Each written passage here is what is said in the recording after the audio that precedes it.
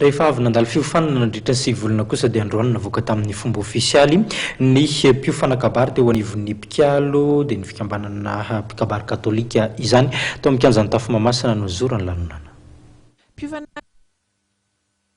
Kabary misy 527 mianadamiana ka ireo no indray mihira navoaka ny Pikalo na ny fikambanan'ny mpikabary katolika asa ny sabotsy ity. Raha Jarzafy Antoine de Padoue no anarana ny saloran'izany andian'ny fahavalo izany, niofana nandritra ny 9 volana izy ireo vao afaka nomenany mari-pahaizan'ny mpikabary Pikalo. Ny tanjona napetraka moa zany dia eo ny hoe fandalarana ny soatoavana malagasy ary ao anatin'izay ihany koa ny hoe fandraisana andraikitra ny von'ny fiangonana satria ny Pikalo dia mandala n'ilay tanjona soatoavana roa miaraka ny maha-malagasy sy ny maha-kristianina zany araka ny teny fanamatray manao hoe andrianiko ny teniko toriko ny vavavaly. Maro amin'ny andiany raha Jarzafy Antoine de Padoue no tanora ary 930 amin'izy ireo dia tany ketsy avokoa ary 9 taona ny zandriny indrindra. Raha ny fanazavana dia efa voafehy ny tanora tsara ny kabary. Raha ny kabary aloha dia azo lazaina hoe efa manomboka voafehy zareo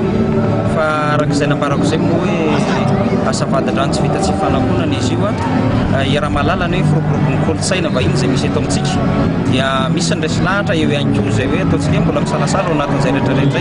ka ny tanjona impandala ny soatoavana malagasy dia ny ametraka tanteraka izay soatoavana zay ary amerina azy indray eto amin'ny firenena misy antsika. Nahatratra 503 ny mpifanakabary efa nandalo teto anivon'ny Pikalo hatramin'ny 5 nisiny no marian'ny tompon'andraikitra fa tsy mijanona amin'ny asan'ny fiangonana no ahafahan'ny mpifana mampiasa ny fahaizana sy ny fahafulahan'ny kabary afa vita sedra ary afaka mijoro amin'ny zava-mitranga rehetra amin'ny fiarahamonina izy ireo.